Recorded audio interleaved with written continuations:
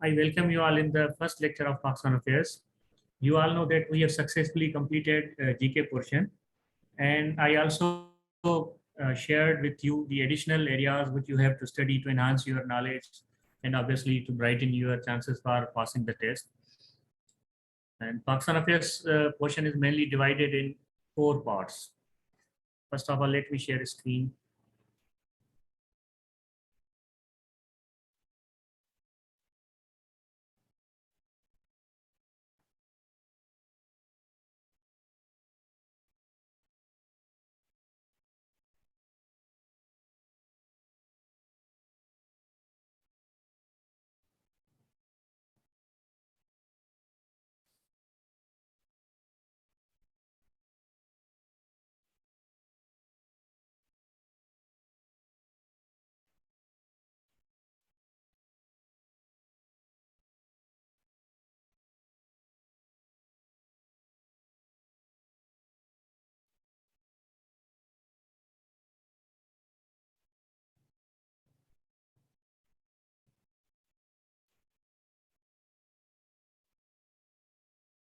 बेटा दूसरों को आवाज आ रही है?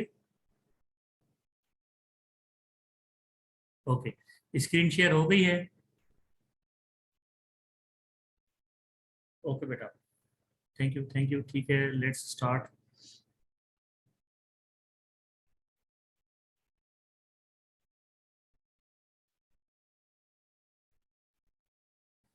ठीक है बेटा, तो मैं आपको बता रहा था कि Pakistan affairs question is mainly divided in 4 parts, so we'll try to cover this all in 4 or 5 lectures. First part of Pakistan affairs is pre-partition period, means the events before the creation of Pakistan, or we can say before the partition of India, as Pakistan was created. ठीक है, और उसके बाद after the partition of India, ठीक है, दोनों कह सकते हैं। पार्टीशन से पहले वाला पीरियड मतलब जैसे इंडिया की पार्टीशन हुई थी तो ऑब्वियसली उसका रिजल्ट पाकिस्तान बना था। एंड द सेकंड पोर्शन जो है वो है the post partition period, which is basically the series of events after independence. ठीक है, it starts from 1947 and onwards. ठीक है, वो आज तक की डेट में चला जा सकता है। ठीक है, ये पोस्ट पार्टीशन पीरियड है। ठीक है, उसके बाद the third part of Pakistan affairs is the latest developments in Pakistan in all important areas. ठीक है, चाहे वो पॉलिटिक्स में हो, चाहे वो स्पोर्ट्स में हो, चाहे वो इकोनॉमी में हो।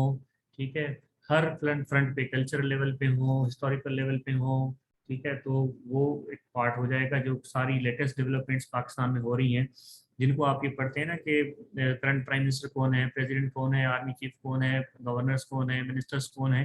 ठीक है, तो ये प्रोविंशियल कैबिनेट, फिर इसी तरह फेडरल कैबिनेट, तो ये सारी जितनी भी चीज़ें हैं जो करंट हेड्स हैं डिफरेंट ऑर्गेनाइजेशंस के, तो ये सारी चीज़ें आ जाती हैं ये जो करंट डेवलपमेंट्स हो रही हैं पाकिस्तान में उसके अंदर। ठीक है, उसके बाद the fourth part is related to basic information, facts and geography of Pakistan. ठीक है, so will start from the pre partition first. Geography वाले इस पूरे क्वेश्चन में पाकिस्तान के अंदर जैसे हमने दुनिया के अंदर ज्योग्राफी पढ़ी थी, इस तरह पाकिस्तान की थोड़ी सी ज्योग्राफी, उसके बेसिक फैक्ट्स फिगर्स वगैरह जो है हम कोशिश करेंगे कि वो पढ़ेंगे। मैं कुछ चीज़ें आपको बताऊंगा जो याद करने की हैं, कुछ समझने की हैं। उसके बाद फिर जो एडिशनल इन्फॉर्मेशन होगी वो आपके साथ में शेयर करूंगा, एरियाज आपको बता दूंगा, आप उनको थोड़ा सा टच कर लेंगे ताकि फिर आपका जो टेस्ट है इंशाल्लाह ताला वो बेहतरीन हो जाएगा। So we'll start from the pre-partition period first, which is most important, and also a good number of MCQs are asked in almost all exams. ठीक है बेटा, तो ये आपने ध्यान में रखना है कि ये पोर्शन जो है बड़ा इंपॉर्टेंट है।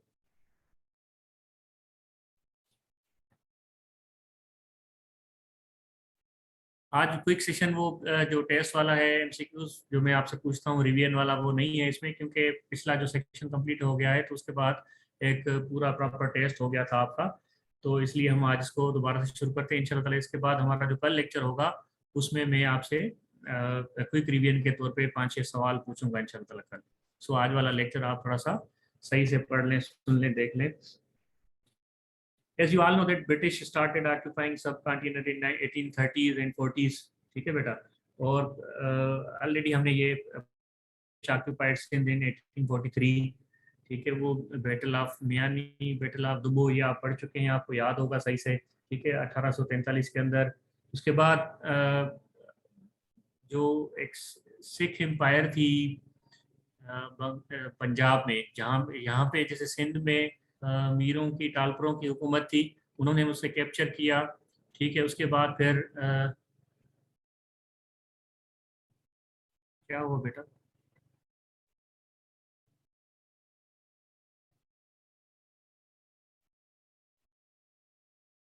ठीक है बेटा, तो यहाँ पे टालपुरों की हुकूमत थी, उन्होंने वहां से कैप्चर कर लिया ब्रिटिश ने। इस तरह फिर जो पंजाब था, पंजाब में सिख एम्पायर थी, वहां से उन्होंने 1849 में 1849 में पंजाब को कब्जा करके कैप्चर कर लिया और उसको फिर अपनी जो डोमिनियन स्टेटस थी उनके उसमें मिला दिया। तो ये एग्जैक्ट डेट याद रख सकते हैं आप, 29 मार्च 1849, इस डेट को। जैसे हमने 1843 में सिंध की जो डेट थी वो भी हमने पढ़ी थी। इसी तरह फिर जब आप पंजाब की बात करेंगे कि आखिरी पार्ट ये था सब कॉन्टिनेंट का, आखिरी पार्ट पंजाब की सिख एम्पायर थी, जिस पे ब्रिटिश ने कैप्चर कर लिया, कब्जा करके उनको अपने हिस्से में अपने साथ मिला लिया और पूरे सब कॉन्टिनेंट पे ब्रिटिश की हुकूमत कायम हो गई। यहाँ से बेसिकली शुरू होता है जो ब्रिटिश का राज। ठीक है, ब्रिटिश पीरियड, ब्रिटिश इरा शुरू होता है और फिर उसके चलते चलते उनकी पॉलिसीज, ठीक है, उनकी पॉलिटिक्स इस तरह रही कि यहाँ पे जो लोकल लोग थे उन्होंने फिर खुद को अफेंड फील किया, उनके जज्बात जो है मजरूह हुए और उन्होंने फिर अपनी जो उनकी फ्रीडम थी, सिविल लिबर्टीज थी, वो सारी छिन गई। उन्होंने जब फील किया कि वो इकोनॉमिकली भी डाउन हो रहे हैं, कल्चरली भी उनको जो है प्रोटेक्शन कोई नहीं है, तो फिर आहिस्ता आहिस्ता से उन्होंने पहले उनमें एहसास जन्म लिया, उसके बाद फिर उन्होंने मूवमेंट स्टार्ट की। और ये जो मूवमेंट थी, सेपरेशन की मूवमेंट थी, आज़ादी की मूवमेंट थी। उसके बाद में जो जाके रिजल्ट क्या हुआ, रिजल्ट में जाके ब्रिटिश इंडिया, उस वक्त जो इंडिया था, उस इंडिया की डिवीजन हुई। ठीक है, उसकी इंडिया की डिवीजन में फिर पाकिस्तान बना। तो ये जितने सारे इवेंट्स हैं, थोड़ा सा ये एक तो हिस्टोरिकल टच है कुछ वाले इवेंट्स, उसके बाद आप प्योरली देखेंगे कि जितने सारे इवेंट्स मैं आपसे डिस्कस करूंगा वो पाकिस्तान से रिलेटेड हैं, डायरेक्टली और इनडायरेक्टली। ठीक है, जिनका पाकिस्तान की मूवमेंट में और अभी जो पाकिस्तान बनने के बाद भी उनको हिस्टोरिकली याद किया जाता है, रिमेंबर किया जाता है, उन इवेंट्स को मनाया जाता है, सेलिब्रेट किया जाता है, क्योंकि ये सारी चेन ऑफ इवेंट्स थी और उसके नतीजे में जाके पाकिस्तान बना था। डिफरेंट फैक्टर्स थे। ठीक है बेटा, तो on 29 March 1849 after the second Anglo Sikh war. अच्छा, ये एंग्लो सिख वार आप ये थोड़ा सा देख लें कि एंग्लो का मतलब है अंग्रेज, सिख, ठीक है, अंग्रेजों और सिख की आपस में वार है। अब ये सेकंड में उन्होंने जीता है लड़ाइयाँ, तो सेकंड में उन्होंने पंजाब को कैप्चर किया है, तो इसका मतलब है कि इससे पहले भी एक हो चुकी है। ठीक है, तो आप अगर अपने एडिशनल इंफॉर्मेशन के लिए आप रखना चाहें, लिखना चाहें, तो फर्स्ट जो एंग्लो सिख वार हुई थी वो 1845-46 में हुई थी।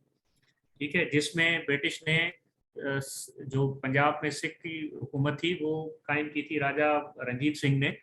ठीक है, और राजा रंजीत सिंह सिख एम्पायर बनाई थी पंजाब में, और उसका पीरियड जो है वो अगर आप रंजीत सिंह का लिखना चाहें तो वो लिख सकते हैं 1801 से लेके 1839, जब तक वो जिंदा था। 1839 में राजा रंजीत सिंह की जो डेथ हुई है, राजा रंजीत सिंह का भी नाम बड़ा इंपॉर्टेंट है, ये सवाल जवाब इससे पूछे जाते हैं। ठीक है, ये सिख एम्पायर के महाराजा थे और इनको लायन ऑफ पंजाब, शेर पंजाब भी कहा जाता है। ये एडिशनल इंफॉर्मेशन आप हिस्टोरिकली इसको अपने पास नोट कर ले, समटाइम सवाल पूछा जाता है। ठीक है बेटा, तो और उसकी दिलचस्प बात बता देता हूँ कि जो राजा रंजीत सिंह थे, बेसिकली वो जब बचपन थे उनको स्मॉल पॉक्स बीमारी हुई थी, तो वो उसमें उनकी जो लेफ्ट आई थी, उसकी नज़र जो है, आईसाइट है, वो खत्म हो गई थी, तो ही वॉज वन आइड। ठीक है, तो सिख एम्पायर का बुनियाद रखने वाला राजा रंजीत सिंह था, उसकी डेथ हो गई 1839 में। उसके बाद जो थे रूलर्स वीक थे, तो उन्होंने संभाल नहीं पाए और British capture the whole Sikh empire, उनको डिसॉल्व कर दिया। फिर ये जो डेट आती है ना 29 मार्च 1849, इसके बाद जो सिख एम्पायर थी उसको डिसॉल्व कर दिया था। ठीक है, और उसकी जितनी भी टेरिटरीज थी वो उस वक्त जो महाराजा थे दलीप सिंह, उसको जो है वो अपने साथ में उनकी जितनी भी पीरियड लोकेलिटीज थी या अपनी टेरिटरीज थी वो उनको अपने साथ मिला लिया था। तो इससे पहले जो फर्स्ट वार हुई थी उसमें कश्मीर का हिस्सा तो टूट गया था, लेकिन सरवाइव कर गए थे सिख बार। तो आप हिस्ट्री देखना चाहें तो देख सकते हैं, जैसे एंग्लो अफगान वार आपको मिलेगी। ठीक है, जो ब्रिटिश है उनकी अफगानिस्तान के साथ वार्स हैं, ठीक है। फर्स्ट जो है 1839-42 तक हुई, इसी तरह 1878 और 80 में हुई, इसी तरह फिर 1919 और 20 में ये 3 वार्स हुई है, एंग्लो अफगान वार, ठीक है। जो थर्ड वार थी उसके नतीजे में पहली जो है ना ब्रिटिश ने विड्रॉल कर लिया था, दूसरे में फिर जो है अंग्रेजों ने जीता, आखिरी में फिर अफगानिस्तान ने जीत लिया। तो फिर 1920 में Afghanistan as a separate independent country को उसको एक्सेप्ट कर लिया गया, और ब्रिटिश ने फिर हाथ जोड़ लिए कि बस अब हम वहाँ पे मजीद जंगे नहीं करेंगे, ठीक है। और ये एंग्लो अफगान वार बेसिकली रशियन इन्फ्लुएंस को काउंटर करने के लिए था कि एशिया में उनकी इंटरफेरेंस ना हो। इसी तरह आपको एंग्लो मैसूर वार मिलेगी, इस तरह आपको एंग्लो मराठा वार मिलेगी। एंग्लो मैसूर वार आपने हैदर अली और टीपू सुल्तान का नाम सुना होगा। मैसूर एक रियासत थी, ठीक है, और वहाँ पे जो टीपू सुल्तान ने फोर्थ मैसूर, 4 उनकी जगह थी, फोर्थ मैसूर वार में टीपू सुल्तान की डेथ हुई थी 1799 में। तो आप अगर एडिशनल इन्फॉर्मेशन पढ़ना चाहें, टीपू सुल्तान को पढ़ लें, हैदर अली को पढ़ लें, एंग्लो मराठा वार्स हैं वो फिर मराठा एम्पायर है, आप उनको पढ़ना चाहें। तो जिन लोगों का CSS और PCS से ताल्लुक है, जिसमें इंडियन हिस्ट्री वगैरह पढ़ रहे हैं, तो दे कैन स्टडी, उनको पढ़ सकते हैं वो, ठीक है बेटा। ये बेसिकली पाकिस्तान जो इंडियन हिस्ट्री है उसका पार्ट बनता है। ये सारी चीजें पाकिस्तान हिस्ट्री में जितनी नहीं आती, लेकिन बेसिक हिस्ट्री है। हिस्ट्री तो जनरल नॉलेज का पार्ट है, वो कभी भी सवाल पूछे जा सकते हैं, वो इम्तिहान में उनकी मर्जी होती है एग्जामिनर की, ठीक है बेटा। इससे पहले भी लड़ाई हुई थी, जैसे फर्स्ट वार जो थी एंग्लो सिख वार, उसके बाद लाहौर दरबार हुआ था जिसमें भैरोवाल का एग्रीमेंट साइन किया गया था, ठीक है। पंजाब के हिस्से को थोड़ा सा तोड़ के और उनको अपनी हिफाजत में लिया गया था, ठीक है। हिफाजत में लेने के बाद फिर जो जाहिर जो हुक्मरान वीक थे तो उन्होंने जो तहफ़्फ़ुज़ हासिल किया ब्रिटिश से, लेकिन बाद में फिर ब्रिटिश ने वो उसको कबूल नहीं किया। जैसे सिंध के साथ उन्होंने वायदा किया गया था कि सिंध को हम उनके तहफ़्फ़ुज़ करेंगे और उनकी जो आज़ादी है उसको हम प्रोटेक्ट करेंगे, जितने भी एग्रीमेंट्स हुए थे। लेकिन उसके बाद फिर 1843 में उन्होंने अटैक करके कब्जा कर लिया। तो इसी तरह फिर सेम के साथ भी उन्होंने किया, ठीक है बेटा। तो ये मैंने आप लोगों के साथ थोड़ी सी एडिशनल इन्फॉर्मेशन रंजीत सिंह को ये शेयर कर दी है, आप इसको देख लीजिएगा। इसके बाद हमारे पास जो नेक्स्ट इम्पॉर्टेंट इवेंट है वो है वार ऑफ इंडिपेंडेंस, ठीक है, जंग आज़ादी जिसको बोलते हैं, ठीक है। म्यूटिनी भी इसको कहते हैं, मतलब इसके डिफरेंट नाम आपको मिलेंगे। हम जो यहाँ पे सब कॉन्टिनेंट के लोग हैं इसको वार ऑफ इंडिपेंडेंस कहते हैं, लेकिन जो ब्रिटिश वगैरह थे उसको बगावत या म्यूटिनी वगैरह कहते थे। इसकी डेट्स ये मई 10 से शुरू होकर 1857 में और जुलाई 8 1859 तक, ठीक है। इसके तकरीबन कोई देख लें 2 साल के करीब ये चेन ऑफ इवेंट्स हैं, सीरीज ऑफ इवेंट्स हैं, ये चलते रहे। ये हुआ क्या था, बेसिकली एक रिबेलियन थी, बगावत थी फौजियों की तरफ से, जो सिपाही थे उस वक्त ब्रिटिश ईस्ट इंडिया कंपनी के। तो उनको क्या हुआ कि मेन उसका जो रीज़न है मैंने यहाँ पे आप लोगों के लिए मेंशन कर दिया है एग्जैक्ट वर्डिंग, ताकि फिर आपको कभी कभी MCQs में ये कंसेप्चुअल टाइप क्वेश्चन आ सकता है ना, उसका वजह क्या थी, actual reason. The cause of the war was the refusal of the Sepoys to use the grease-covered cartridges greased with fat of pig and cow on January 23rd, 1857। Basically क्या हुआ कि इनको जो कारतूस दिए गए थे, ठीक है, तो उन कारतूसों पे वो ग्रीस कवर होता था, कार्ट्रिज पे कवर होता था, जो वो उसे दांतों से छील के ना उसको फिर वो यूज करना पड़ता था। तो इन्होंने क्या किया कि जो उसमें ज़ाहिर ईस्ट इंडियन कंपनी में सिपाही जो थे वो मुसलमान भी थे और हिंदू भी थे। तो जो मुसलमान सिपाही थे उन्होंने उनको ऐसे कारतूस वगैरह दिए जिन पे फैट पिग का, जो सुअर का जिसको हम बोलते हैं फैट है, उसकी चर्बी चढ़ी हुई थी। इसी तरह फिर जब वो हिंदू थे उनको जो कार्ट्रिजेस और ये कारतूस वगैरह दिए गए, तो उस पे जो गाय है उसकी फैट की जो वो ग्रीसिंग वगैरह की हुई थी, ठीक है, चढ़े हुए थे। तो अब ये दोनों के लिए प्रॉब्लम था। मजहबी तौर पे मुसलमान जो है पिग को हराम समझते हैं खाना, और ये फिर टेस्ट करना। इसी तरह फिर जो नॉन मुस्लिम्स हैं वो फिर काऊ को हराम समझते हैं, उनकी फैट और उनके गोश्त वगैरह को खाना, टच करना, सेंस करना। तो इसीलिए उन दोनों के जो जज्बात है ना, ये जो बेसिकली रिलीजियस सेंटिमेंट है वो मजरू हुआ था, ठीक है। So we can say that revolt was initiated by Sipais who are not happy with the British attitude, ठीक है, and obviously British hurt their religious sentiments, ठीक है। फिर उस जो रिलीजियस सेंटिमेंट था उसकी वजह से उन्होंने क्या किया कि उन्होंने इंडियन सिपाहीज ने 2 ब्रिटिश ऑफिसर्स को किल कर दिया, मार दिया बरकपुर में। उसके बाद फिर जो उनको फोर्स कर रहे थे कि ये आप कारतूस यूज करें, फिर उसके बाद वो ज़ाहिर है उनको अरेस्ट कर दिया गया और उनको फिर फांसी भी दे दी गई। इसी तरह काफ़ी सारे सिपाहियों का कोर्ट मार्शल भी कर दिया गया। ठीक है, तो ये जो बेसिकली वार थी वो उसके political, social, economical, military reason, बहुत सारे रीजंस थे। अब इतना ज़्यादा डिटेल में हमें जाने की कोई ज़रूरत नहीं है, लेकिन इसका कोई एक एक वजह नहीं थी कि मिलिट्री रीजन था कि सिपाहियों ने शुरू किया, नहीं। उस वक्त जो फॉर एग्जाम्पल प्रिंसली स्टेट्स थी, ठीक है, जितनी भी रियासतें थी, उनको भी गुस्सा था ब्रिटिश पे, क्योंकि ब्रिटिश उनकी रियासतों को सीज करता गया, अपने साथ मिलाता गया और उनको महरूम करता गया अपनी रियासत से। तो जाहिर है उनकी सीजर की वजह से प्रिंसली स्टेट जो उनके लीडरान थे, प्रिंसेस थे, वो भी पॉलिटिकल लेवल पे नाराज थे। फिर इसी तरह जब सोशल लेवल की बात करते हैं, जो लैंड लॉर्ड्स वगैरह थे, उन पे बहुत ज्यादा टैक्स लग गया। टैक्स लगने की वजह से लैंड लॉर्ड्स भी परेशान थे। इसी तरह फिर इकोनॉमी, जब ज्यादा टैक्सेस की वजह से जो बिजनेस कम्युनिटी थी वो भी डिस्टर्ब थी। तो ये रिलीजियस, जाहिर है जब ये इस तरह की चीजें फोर्स करके उनको फैट और पिग और काऊ की जो फैट के साथ वो टच करना और खाने की कोशिश की गई, तो ये सारे देखें ना आप, ये political, social, economical, military, religious, ये सारे काजेस हो जाते हैं। तो ये सारी चीजें मिला के फिर बर्स्ट हुआ, ये जो शुरुआत हुई ये सिपाहियों की रिबेलियन से, बगावत से हुई। और ये फिर लेकिन उसके कागज बहुत थे, फिर बाकी सारे बहुत सारे इनके साथ पार्टिसिपेट किया। कुछ जो लीडरान थे काफी रियासतों के, वो भी थोड़ा मैं आपके साथ डिटेल शेयर कर दूंगा एडिशनल। लेकिन ये फेल हुई क्योंकि ये ऑर्गेनाइज नहीं थी, कोई सेंट्रल लीडरशिप नहीं थी। जहाँ जहाँ पे हुई कुछ एरियाज में, वहां पे तो उन्होंने, जैसे साउथ जहाँ पे हुई, तो कुछ जो लीडरशिप है उन्होंने तो साथ दिया, लेकिन एक ओवरऑल सेंट्रल लीडरशिप कोई नहीं थी और यूनिटी नहीं थी इनके दरमियान। फिर आपस में जाहिर है डिफरेंट कम्युनिटीज की जेलसी, ये सारे मसले मिला के फेल हो गया सेटअप।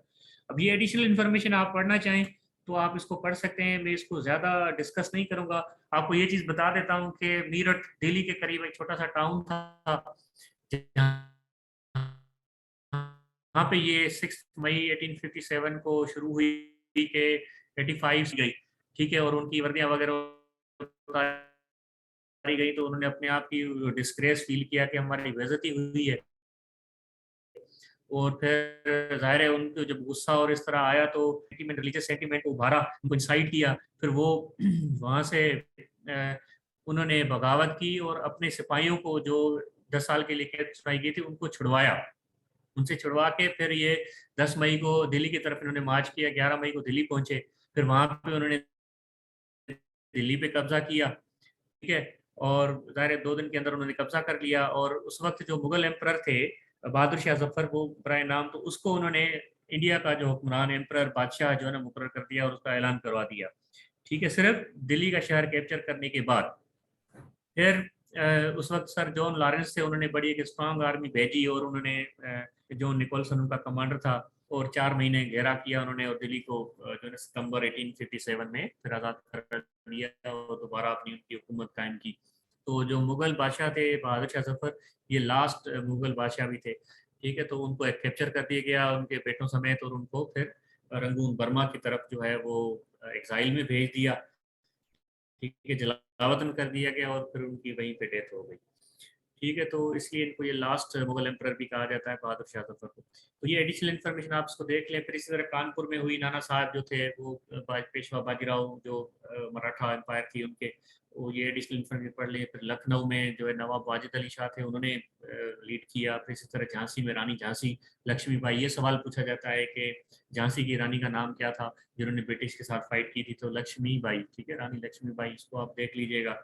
ठीक है, फिर इसी तरह बिहार में जो कंवर सिंह थे, ठीक है, जगदीशपुर के जमींदार, उन्होंने ब्रिटिश के साथ की। तो ये डिफरेंट रियासतें, लेकिन ओवरऑल जब देखा जाए तो सिंध, पंजाब या राजपूताना वाला पार्ट, वो उन लोगों ने पार्टिसिपेट नहीं किया इस बगावत में या इस जंग आज़ादी में।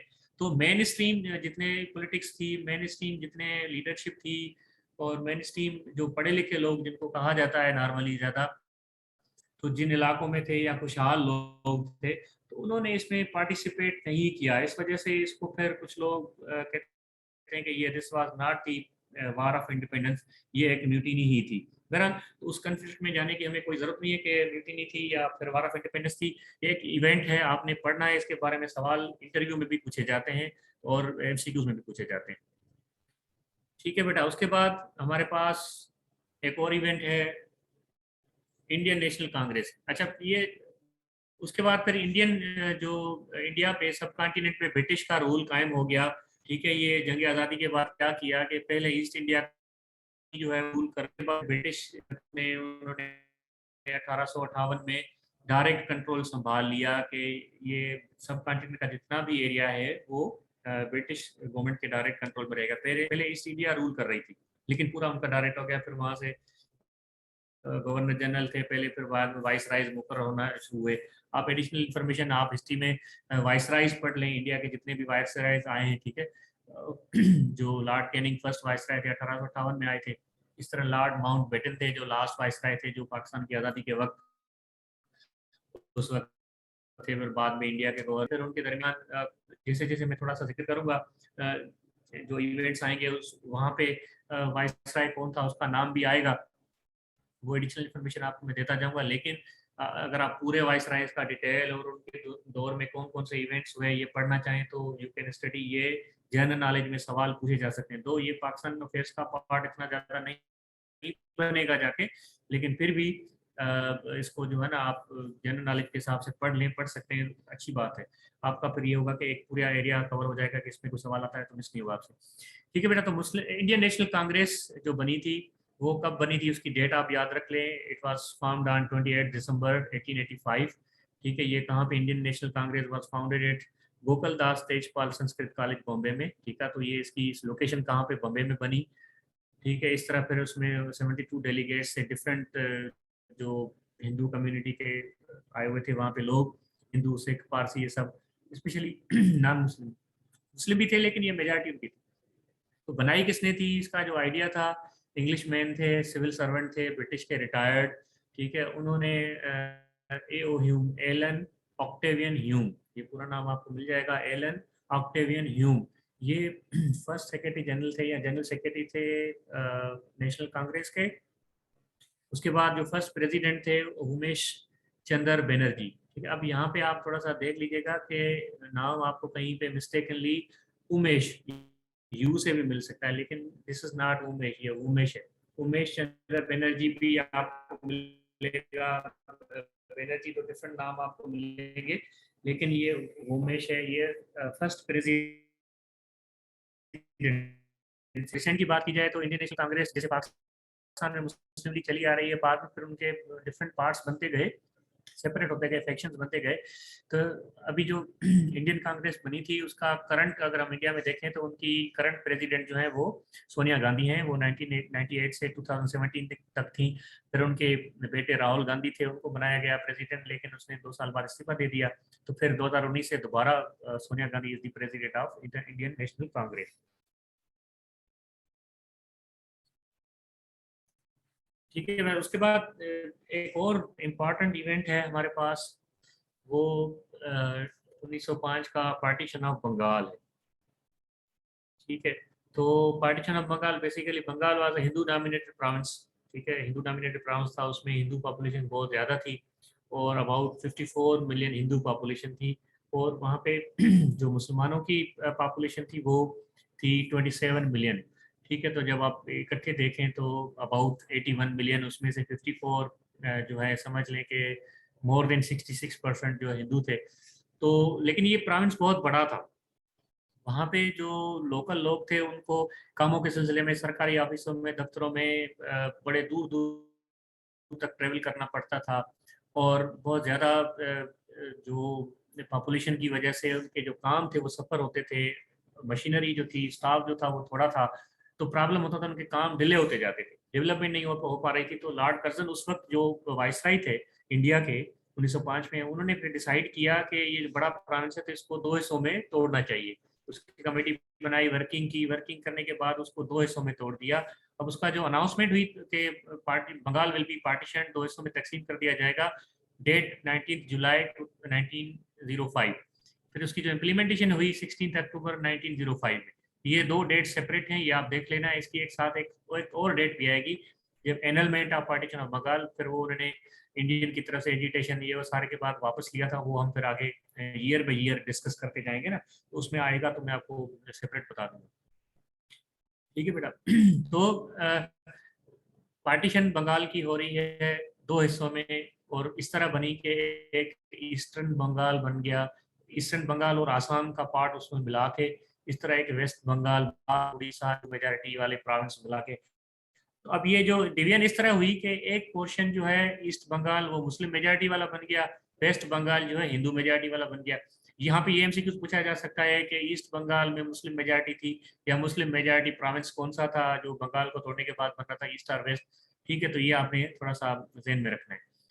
ठीक है, तो अब क्या हुआ कि ईस्टर्न बंगाल आसाम की जो डिवीजन के बाद पॉपुलेशन, ये पूछा जाता है नॉर्मली, डिवीजन के बाद जो पॉपुलेशन बनी ओवरऑल, तो आपको पता चल गया कि 81 मिलियन थी।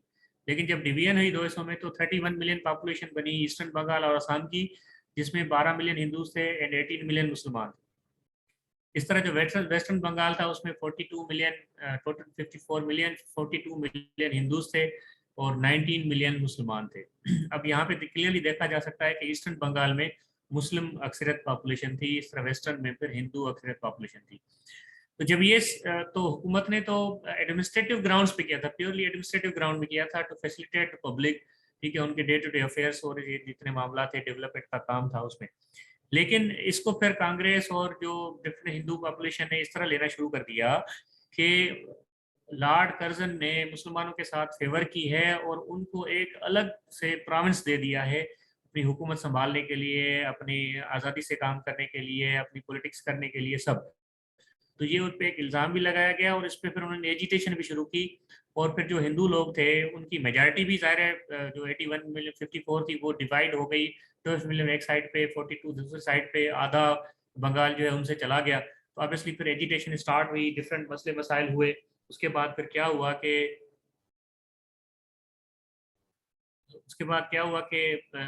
एजिटेशन स्टार्ट होने के बाद फिर ब्रिटिश ने मजबूरन इसको वापस किया। ठीक है, इसको वापस किया, वो फिर हम 1911 में जब ये वापस हुआ तो थोड़ा सा आगे चल के डिस्कस करते हैं उसको। इसी तरह नेक्स्ट जो इवेंट, ये ईयर बाई ईयर हम चल रहे हैं सीक्वेंस लेके, ताकि आपको सूरत हाल और एक दूसरे से की रिलेशन और कोहेरेंस एक लेवल समझ में आएगा कि बजाय के हिप हैजर्ड वे में पढ़ने से मैंने ये कोशिश की है कि एक ईयर बाई ईयर लेके चला हूँ, और होपफुली ये 1947 तक एक या दो लेक्चर में कंप्लीट कर लेंगे, उसके बाद फिर हम पोस्ट पार्टीशन पे चले जाएंगे। तो उसके बाद मेन इवेंट हमारे पास शिमला डेपुटेशन है। ठीक है, शिमला डेपुटेशन की आप एग्जैक्ट डेट याद कर लें, वो है ये 1 अक्टूबर 1906। ठीक है बेटा। तो शिमला डेपुटेशन बेसिकली क्या था कि उस वक्त 1906 में इंडिया में इंडियन काउंसिल एक्ट 1892 इन्फोर्स था। ठीक है, और उसमें जो है इंडियन मेजॉरिटी थी, ज़ाहिर है जॉइंट इलेक्टोरेट था। जॉइंट इलेक्टोरेट का मतलब ये था कि जहाँ पे भी इलेक्शन हो रही थी तो वहाँ पे मुसलमान और हिंदू सेपरेट अपने अपने लीडर्स या अपने अपने जो मेंबर सेलेक्ट नहीं करते थे। कोई भी मेंबर खड़ा हो गया और उसको फिर सारे वोट करते थे, तो उसमें ऑब्वियसली वहाँ पे पॉपुलेशन इंडिया में, हिंदुस्तान में हिंदुओं की ज़्यादा थी, तो फिर उनका जो लीडर या फिर मेंबर जो है वो भी हिंदू सेलेक्ट हो जाता था। तो इस वजह से फिर मुसलमानों ने डिमांड करना शुरू किया था कि भाई हमें सेपरेट इलेक्टोरेट की सहूलत दी जाए, ताकि हम अपने लीडर्स जहाँ जहाँ पे हमारी मेजॉरिटी है हम अपने लीडर्स सेपरेट करें, ताकि फिर वो हमें रिप्रेजेंट करें। तो यहाँ पे इंडियन मेजॉरिटी थी, जहाँ पे भी जो भी जितने भी इलेक्शंस वगैरह होते थे या जितने भी काउंसिल्स वगैरह थे, चाहे वो इंपीरियल काउंसिल हो, लेजिस्लेटिव काउंसिल हो, गवर्नर जनरल की काउंसिल हो, तो वहाँ पे इस तरह फिर क्या हुआ कि जॉन मार्ले उस वक्त जो सेक्रेटरी ऑफ स्टेट थे इंडिया के, ठीक है, फॉरेन सेक्रेटरी जिसको हम कह सकते हैं, 20 जुलाई 1906 को उन्होंने अनाउंस किया कि इंडिया में कॉन्स्टिट्यूशनल रिफॉर्म्स लाए जाएंगे। ठीक है, कॉन्स्टिट्यूशनल रिफॉर्म्स जो है वो लाए जाएंगे। तो इसके बाद फिर क्या हुआ कि मुसलमानों ने यहाँ पे अपने आप को एक अपॉर्चुनिटी फील की कि ये अपॉर्चुनिटी है कि मुसलमान अपनी जो डिमांड्स हैं वो पेश करें उनके आगे। ठीक है, तो उन्होंने फिर आपस में एक मुलाकात की, डिफरेंट कम्पिटी जो जितने भी लोग थे मुसलमान स्पेशली, उन्होंने आपस में इंटरेक्शन शुरू किया और उन्होंने आपस में डेलीगेशन बनाई। और उस वक्त जो Mohammedan Anglo Oriental college Aligarh था, उसका प्रिंसिपल था आक गोल्ड। उसको उन्होंने रिक्वेस्ट की कि आप हमें हमारी मीटिंग करवाएं उस वक्त उस वक्त जो वाइसराय थे उनके साथ। ठीक है, तो लॉर्ड मिंटो उस वक्त वाइसराय थे और वो शिमला में छुट्टियों पे थे। ठीक है, तो ये विंटर की सीजन स्टार्ट होने वाली थी, तो वो छुट्टियों पे शिमला में वहाँ पे उनका कैंप ऑफिस था। शिमला डिप्यूटी आ जाता है। डेपुटेशन बेसिकली क्या है कि वफद, शिमला वफद, आगे चल के शिमला कॉन्फ्रेंस वगैरह भी आएगी तो वो सेपरेट थिंग है, वो उसको हम डिटेल में पढ़ेंगे। शिमला वफद, ये इसमें कितने डेलीगेट्स थे? 35 डेलीगेट्स थे। ये सवाल इंपॉर्टेंट है, ये सवाल पूछा जाता है, ये आप अपने पास नोट कर लीजिएगा। तो आक बोल्ड थे Muslim college, Mohammedan Anglo Oriental college के अलीगढ़ के प्रिंसिपल। उन्होंने जो उस वक्त लॉर्ड मिंटो का वाइसराय का सेक्रेटरी था डनलोप स्मिथ, उससे कांटेक्ट किया और उसने मीटिंग अरेंज की मुसलमानों और लॉर्ड मिंटो की शिमला में। कब मीटिंग हुई? 1 अक्टूबर 1906 को। ये मुसलमान जो है वो अराइव हुए वहाँ पे, वाइसराय ऑलरेडी वहाँ पे कैंप ऑफिस में मौजूद था। उन्होंने आपस में फिर डिस्कशन हुई। 35 प्रोमिनेंट मुस्लिम्स थे। इनकी जो लीडरशिप थी वो लीड कर रहे थे, उनको लीड कौन कर रहे थे? वो सर आगा खान थ्री। ठीक है, अब आगा खान आप लोगों ने ऑलरेडी हो सकता है पढ़ा हो, आपको पता होगा। ये एक जनरल नॉलेज के हिसाब से भी आप देख लेंगे, आगा खान बेसिकली टाइटल होता है जो इस्माइली शियास हैं उनका जो इमाम होता है, ठीक है, जो करंट इमाम होता है उसको आगा खान बोलते हैं। तो ये आगा खान थ्री जो है, आगा खान थ्री का नाम जो है, मैंने आगे एक स्लाइड में आपके लिए लिखा है, आपको ये आएगा। उनका नाम सुल्तान मोहम्मद शाह था। ठीक है, सुल्तान मोहम्मद। तो उन्होंने लीड किया था। और उनका जो अभी आपको जैसे करंट आगा खान के नाम की बात की जाए तो प्रिंस करीम आगा खान, आपको पता है कि वो थे। इसके बाद फिर प्रिंस शाह करीम अल हुसैनी, ये जो करंट आगा खान फोर हैं। ठीक है, तो आगा खान थ्री थे उस वक्त जिन्होंने शिमला डेपुटेशन को लीड किया था। फिर जो शिमला डेपुटेशन का जो मुआहदा हुआ था उसमें जितनी डिमांड्स की गई थी तो उनको किसने लिखा था? उसको फिर जो ड्राफ्ट उसका बनाया था शिमला डेपुटेशन का, वो सैयद अली बिलग्रामी ने लिखा था। ठीक है, डेपुटेशन में मेंबर्स जो शामिल थे वो कहाँ कहाँ से शामिल थे? बंगाल से, पंजाब से, यूपी से, बॉम्बे, मद्रास, ठीक है, और सेंट्रल प्रोविंस दक्कन और दिल्ली, ये डिफरेंट प्रोविंसेस से, लोकेलिटीज से मेंबर्स लेके और एक डेलीगेशन बनाया गया था, वफद बनाया गया था 35 प्रोमिनेंट मुस्लिम्स का, जिन्होंने जाके फिर मुलाकात की थी जो वाइसराय से, ताकि उनकी डिमांड क्या थी? Separate electorate was separate electorate दी जाए। जैसे मैंने आपको बताया कि वो चाह रहे थे कि हमें अपने मेंबर्स को अलग से अपनी मर्जी से चुनने का अख्तियार दिया जाए।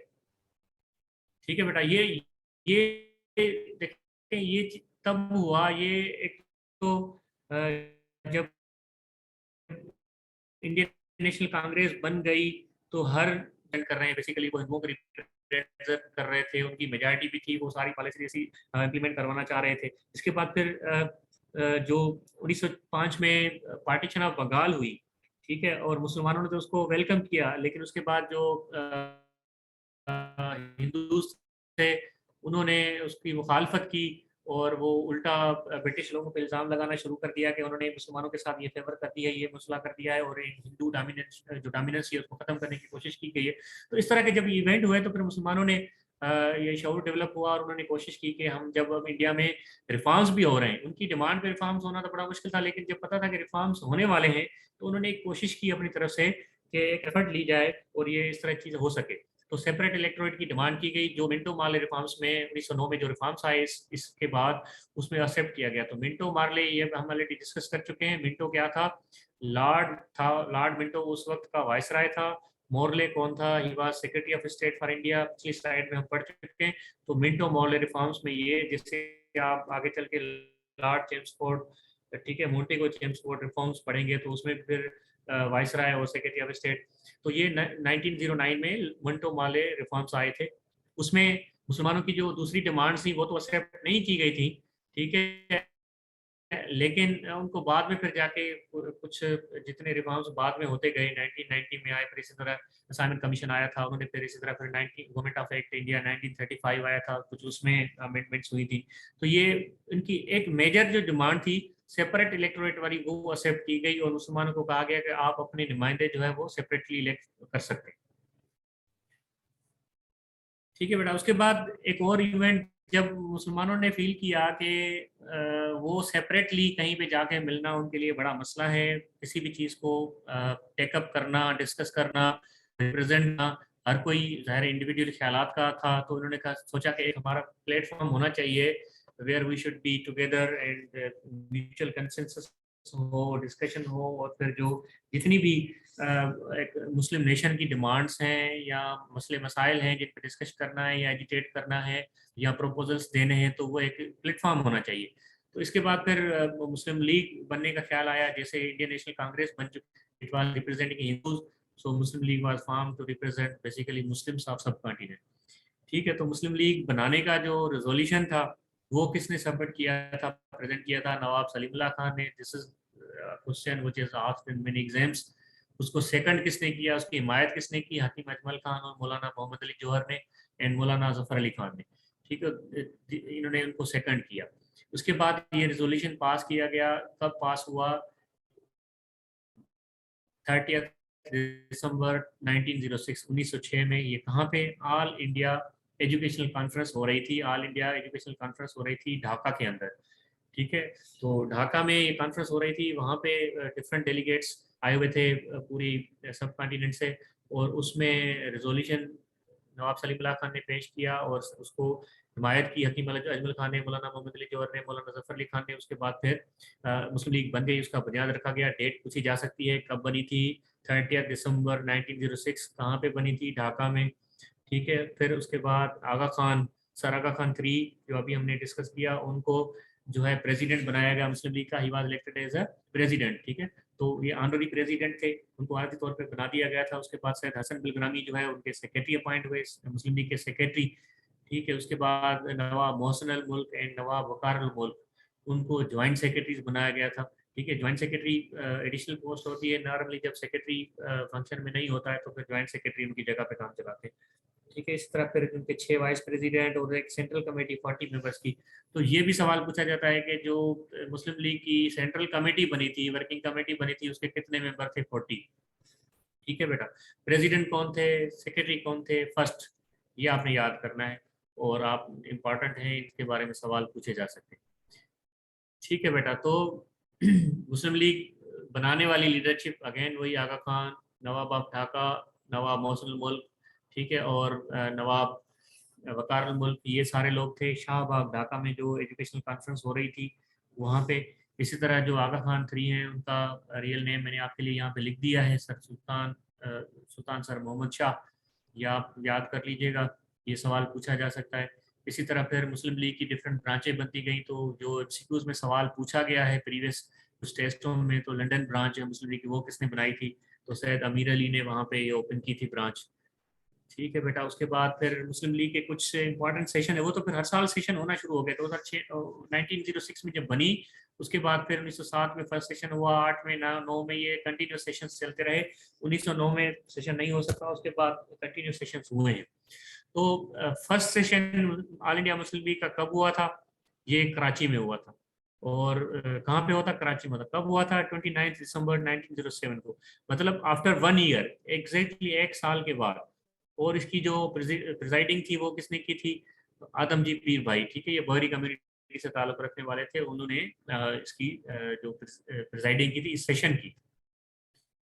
ये यहाँ पे याद रखना है कि मुस्लिम लीग के ये सदर नहीं थे, लेकिन जो सेशन होता था उसकी चेयर किसी न किसी ने तो करनी है ना, प्रेसिडेंट प्रिजाइडिंग करनी है, सदारत किसी न किसी ने करनी है, तो फिर वो आदमजी पीर भाई। इसी तरह जो लखनऊ का सेशन था वो बड़ा इंपॉर्टेंट था, 1916 में हुआ था, 30-31 दिसंबर को। ये उसकी जो प्रिजाइडिंग की थी वो जना साहब ने की थी। ये आपने ये 3-4 मैंने सेशन आपके लिए सेपरेटली लिखे हैं, ये स्पेसिफिक हैं, उनकी वजूहत हैं, ये इंपॉर्टेंट है इस वजह से। क्यों? 1916 में लखनऊ पैक्ट हुआ था, तो लखनऊ पैक्ट की वजह से मुस्लिम लीग का और कांग्रेस का दोनों का सेशन लखनऊ में बुलाया गया था। फिर उन्होंने आपस में डिस्कशन की थी, हिंदू मुस्लिम यूनिटी की बात की थी, तो वो फिर आगे लखनऊ पैक्ट जब हम पढ़ेंगे तो उसमें थोड़ा सा ब्रीफली डिस्कस करेंगे इसको। ठीक है, इसी तरह फिर इलाहाबाद वाला सेशन जो है 29 एंड 30 दिसंबर 1930 को, ये भी इंपॉर्टेंट है। इसकी सदारत अल्लामा इकबाल ने की थी। आपको पता होगा कि इलाहाबाद वाला जो फेमस उनका जो खुतबा है, ठीक है, जिसमें उन्होंने पाकिस्तान बनाने का ऐलान किया था और मुसलमानों के लिए अलग वतन की जो है डिमांड पेश की थी, तो ये भी इम्पॉर्टेंट सेशन था, उसकी प्रिसाइडिंग अल्लामा इकबाल ने की थी। इसी तरह एक और सेशन इम्पॉर्टेंट है बड़ा, जो लाहौर रेजोल्यूशन जिसमें पास हुआ था, it was pass on 24th and 24, ये 3 दिन का सेशन था, 22, 23, 24। ठीक है, फिर ये 23 मार्च को लाहौर रेजोल्यूशन पेश हुआ था, पास हुआ था। तो उसकी सेशन की जो प्रिजाइडिंग है, जो सदारत है, वो जना साहब ने की थी। तो ये 4 सेशन, 5 सेशन जो फर्स्ट है, उसके बाद फिर ये 1916 वाला, 1930 वाला, 1940 वाला, तो इसको आप देख लीजिएगा, ये याद कर लीजिएगा तो बेहतर है, क्योंकि ये एमसीक्यूज पूछे जा सकते हैं। ठीक है बेटा, तो जब 1909 में मिंटो माल रिफॉर्म्स आए, जिसको हमने थोड़ा सा पहले डिस्कस किया, तो ये भी 1909 एक इम्पॉर्टेंट टॉपिक है। तो इंडियन काउंसिल ऑफ एक्ट 1909, इसको इस तरह भी बोलते हैं, लेकिन ये फेमस मशहूर हुए मिंटो माल रिफॉर्म्स के नाम से, क्यों कि उस वक्त Lord Minto was the viceroy, Morley was the secretary of state, ठीक है, इंडिया के। ब्रिटिश के थे लेकिन इंडियन अफेयर्स के लिए। ठीक है, तो उसमें क्या हुआ कि ब्रिटिश पार्लियामेंट ने मुख्तलिफ रिफॉर्म्स लाए थे। ठीक है, उस रिफॉर्म्स में उन्होंने क्या किया था कि जितनी भी लेजिस्लेटिव काउंसिल्स थी इंडिया के अंदर, उस वक्त ज़ाहिर है सूबे वगैरह वो वाला कंसेप्ट तो था नहीं कि प्रोविंशियल असेंबलीज हों और नेशनल असेंबली हो। तो उस वक्त फिर जो गवर्नर जनरल होता था तो उसकी अपनी एक असेंबली होती थी। इसी तरह फिर इंपीरियल असेंबली बनाते थे, फिर जो गवर्नर होता था तो उनकी अपनी असेंबली होती थी, फिर वाइसरा होता था तो उसकी अपनी एक काउंसिल होती थी। ठीक है, तो जो जितनी भी लोकल और इंपीरियल लेजिस्लेटिव काउंसिल्स थी, उनमें मेंबरशिप वगैरह कैसे होगी, लोग कैसे सिलेक्ट किए जाएंगे, उनकी बुनियाद क्या होगी, बेसिकली ये रिफॉर्म्स थे। ठीक है, जैसे मुसलमानों ने डिमांड की थी ना कि हमें इजाज़त दी जाए कि हम अपने लिए सेपरेट मुसलमान लोग, मुसलमान मेंबर सिलेक्ट करें, तो ये बेसिकली इस चीज़ के हवाले से थी। तो ये ऑलरेडी हम डिस्कस कर चुके हैं कि इनका नाम क्या है, किस हवाले से पड़ा था, ये आप इसको देख लीजिएगा। फिर मिंटो मामले रिफॉर्म्स में मेजर प्रोविजंस क्या थी? एक तो सेपरेट इलेक्टोरेट एक्सेप्ट किया गया, उसके बाद लेजिस्लेटिव काउंसिल्स जो थी सेंटर पे और प्रोविंसेस पे, उनकी मेंबरशिप इंक्रीज कर दी गई थी। ये भी सवाल पूछा जाता है कि सेंट्रल लेजिस्लेटिव काउंसिल थी, उसके पहले मेंबर 16 थे, बाद में बढ़ा के वो 60 कर दिए गए। ठीक है, this is another important question, ये 16 में से 16 हुए थे। फिर इसी तरह जो बंगाल, मद्रास, बॉम्बे, यूनाइटेड प्रोविंसेस में जो लेजिस्लेटिव काउंसिल थी, उनमें हर प्रोविंस की जो मेंबरशिप बढ़ा के 50 कर दी गई थी ईच, इक्वल। इसी तरह legislative council of Punjab, Burma and Assam, हर उसमें 30 कर दिया गया था, बढ़ा दी गई थी। तो ये पूछा जा सकता है कि 1909 मिंटो माल रिफॉर्म्स में पंजाब, बर्मा या असम में लेजिस्लेटिव काउंसिल की मेंबर की कितनी तादाद थी, मद्रास, बॉम्बे, बंगाल के, यूपी प्रोविंसेस की लेजिस्लेटिव काउंसिल में मेंबर्स की कितनी तादाद थी, या सेंट्रल लेजिस्लेटिव काउंसिल की मेंबरशिप की कितनी बनी, कितना बढ़ा के कितना कर दिया था, 60 कर दिया गया। तो ये 3 सवाल एमसीक्यूज में पूछे जा सकते हैं अगर ट्रिकी टाइप का पेपर आता है तो इसको आप देख लीजिएगा थोड़ा सा। इसमें जो डिमांड्स हुई थी ना, उसके बाद ये हुआ कि इंडियंस को इंपीरियल लेजिस्लेटिव काउंसिल में फर्स्ट टाइम जो है मेंबरशिप दी गई थी। ठीक है बेटा, तो ये आप देख लीजिएगा कि इंपीरियल लेजिस्लेटिव काउंसिल में फर्स्ट टाइम मेंबरशिप दी गई थी। उसके बाद सेपरेट इलेक्टोरेट कायम किया गया था, और मुसलमानों को कुछ, हर जगह पे तो नहीं, लेकिन some constituencies were earmarked for Muslims and all Muslims could vote their representative. कुछ इलाकों में मुसलमानों के लिए मखसूस कर दी गई थी कुछ सीटें, जिनमें मुसलमान वोट देके अपने मुसलमान मेंबर्स को सेपरेट चुन चुन लेते थे। Lord Minto appointed on much persuasion by Morley Satyendra P Sinha as the first Indian member of the viceroy's executive council. Viceroy की जो एग्जीक्यूटिव काउंसिल थी, उसमें सारे ब्रिटिश के लोग और आईसीएस और इनके जो जितने सर्विस वाले लोग होते थे, लेकिन एक जो सेक्रेटरी ऑफ स्टेट की फरमाइश पे, उनके पुरजोर असरार पे, सत्येंद्र सिन्हा जो फर्स्ट इंडियन थे मेंबर, उनको शामिल कर दिया गया था। तो ये भी एक इम्पॉर्टेंट इवेंट है, इम्पॉर्टेंट पॉइंट है, टर्निंग पॉइंट है, इस वजह से सवाल पूछा जा सकता है। 2 Indians were nominated to the council of secretary of state of for Indian affairs. Indian affairs की जो सेक्रेटरी ऑफ स्टेट की कमेटी थी, काउंसिल थी, उसमें 2 इंडियंस को भी शामिल किया गया था। उसके बाद 1909 से मूव करते हैं 1911, annulment of partition of Bengal. आपको पता है कि जब हम 1905 में बंगाल की पार्टीशन हो गई, तो मुस्लिम्स वेलकम किया, मुसलमानों ने वेलकम किया, उनको आसानी हो रही थी कि उनके लिए एक सेपरेट प्रोविंस मिल रहा था जिसमें उनकी मेजॉरिटी थी। लेकिन ये सारी चीज़ें 1857 से चली आ रही थी। उसके बाद जितने ज़ाहिर ब्रिटिश लोग लोग थे वो भी मुसलमानों के साथ लड़ाई लड़ाई तो नहीं कह सकते उसको, लेकिन उनको वो कल्चरली, पॉलिटिकली और एजुकेशनली या फिर जॉब्स के हिसाब से वो उन्होंने बिल्कुल पीछे रखा हुआ था, उनके साथ तावन नहीं कर पा रहे थे। लेकिन जो हिंदू थे उन्होंने काफ़ी आगे निकल गए, वो उनके साथ तावन भी किया, क्योंकि ज़ाहिर नॉन मुस्लिम से उनकी आपस में काफ़ी सारी चीज़ें उनके साथ मिलती भी थी। हेलो बेटा, बाकी लोगों को आवाज़ आ रही है?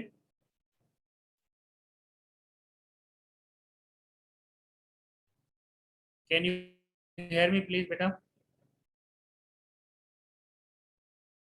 ओके बेटा, ठीक है ठीक है। बेटा आप जब अपना चेक कर लें साउंड, आपको शायद आपके वॉइस में हो सकता है या आपकी तरफ प्रॉब्लम हो। तो हिंदुओं ने जाहिर है इसको अपोज किया, उसके बाद फिर उन्होंने अपनी जो है ना मूवमेंट शुरू कर दी, स्वदेशी मूवमेंट। और उन्होंने अपना जो है 16 अक्टूबर को डिक्लेयर कर दिया एज डे ऑफ मॉर्निंग इन कलकत्ता। ठीक है, कलकत्ता के अंदर उन्होंने उसको मातम वाला दिन जो है वो अफसोस करने वाला दिन जो है वो डिक्लेयर कर दिया 16 अक्टूबर को, जिस दिन ये इम्प्लीमेंट हुआ। मतलब इस तरह की इन्होंने बड़ी कार्रवाई शुरू कर दी, स्वदेशी मूवमेंट। ये सारी फिर हम आगे चल के पढ़ेंगे। ठीक है, मूवमेंट्स में का एक मैं आपको थोड़ा सा ब्रीफ बता दूंगा, तो उसमें ये सारी डिस्कस कर लेंगे। तो एनलमेंट इसकी फिर खात्मा, बंगाल की डिस्ट्रीब्यूशन जो वो था, बंटवारा था, उसका फिर खात्मा हुआ। फिर क्या हुआ कि इंग्लैंड के जो उस वक्त किंग थे जॉर्ज 5, ठीक है, वो हिंदुस्तान आए थे और उन्होंने दिल्ली में दरबार लगाई थी, जहाँ पे सारे गवर्नर जनरल्स और सारे अफसर्स और कमिश्नर्स और सब आए हुए थे, बुलाया हुआ था। ठीक है, और फिर जो जितने भी इंडियन जमींदार थे, लैंडलॉर्ड्स, उनको भी ये डेट इसकी याद रख लें, ये एमसीक्यूज में पूछी जाती है, 12 दिसंबर 1911। ठीक है, उस डेट को फिर जॉर्ज 5 ने ऐलान किया कि जो बंगाल की का बंटवारा था उसको ख़त्म कर रहे हैं दोबारा, बंगाल इज रीयूनाइटेड। ठीक है, वो रीयूनाइट कर दिया गया, उसका कैपिटल जो है ना वो कलकत्ता से दिल्ली शिफ्ट कर दिया गया। ठीक है, अब ये सिर्फ क्या था, ये हिंदुओं की डिमांड पे हुआ था। और उस वक्त वाइसराय कौन थे? Lord Hardinge. ठीक है, Lord Hardinge, he was the viceroy. The East and West Bengal were reunited, उनको दोबारा वापस में जोड़ दिया गया। Assam, Bihar and Orissa were separated to form new province. ठीक है, आसाम, बिहार, उड़ीसा को उन्होंने मिला के एक नया प्रोविंस बना दिया। बाद में फिर 1935 का जो एक्ट आया, उसमें ज़्यादा प्रोविंशियल ऑटोनॉमी दी गई, कॉन्स्टिट्यूशनल रिफॉर्म्स लाए गए। तो उसमें फिर जैसे सिंध को बम्बई से सेपरेट करके प्रोविंस बनाया गया था 36 में, इसी तरह आसाम, बिहार, उड़ीसा, ये भी बाद में आगे चल के खुद सेपरेट प्रोविंसेस बन गए 1935 1936 में। ठीक है बेटा, तो ये बंगाल की जो एनलमेंट है उसका भी एक इवेंट है, इसको भी आपने देखना है, इसके बारे में भी सवाल पूछा सकते हैं। दिस बेसिकली कनेक्ट है पिछले से, लेकिन मैंने इसको ईयर बाई ईयर के हिसाब से सेपरेट रखा है। अब इस बीच में आ जाती है World War I। ठीक है बेटा, इससे कुछ इवेंट्स ऐसे हैं जो इंडियन हिस्ट्री में जो हमें आगे चल के पढ़ने हैं, इस वजह से इसका थोड़ा सा ब्रीफ जिक्र। और लास्ट टाइम जब मैंने आपको पैक्ट्स एंड एग्रीमेंट्स पढ़ाए थे तो उसमें थोड़ा सा डिस्कस किया था, लेकिन ज़्यादा डिटेल में हम नहीं गए थे। मैंने आपको बताया था कि किसी और टाइम में कहीं पे रिलेवेंस हो जाएगा तो आपको पढ़ा दूंगा। तो मैं ब्रीफली आपको थोड़ा सा World War I की चीज़ें बता देता हूँ। जो हम पढ़ चुके हैं वो तो है। उनसे कुछ एडिशनल इंफॉर्मेशन मैंने यहाँ पे लिखी। Sorry।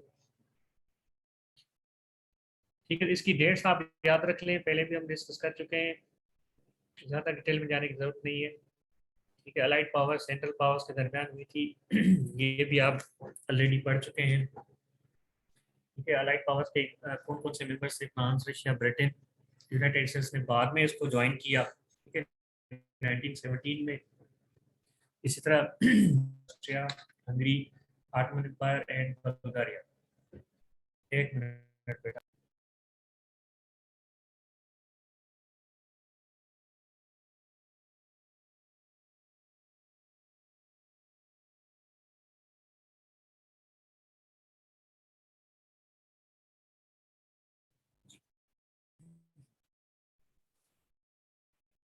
तो इसकी जो बुनियादी वजह थी World War I की, ठीक है, वो 1940 में स्टार्ट की। तो arc Duke Franz Ferdinand, Austria के प्रिंस थे, उनकी असेसिनेशन थी। ठीक है, वो कब हुई थी? ऑन 28 जून 1914 को इनकी असेसिनेशन हुई।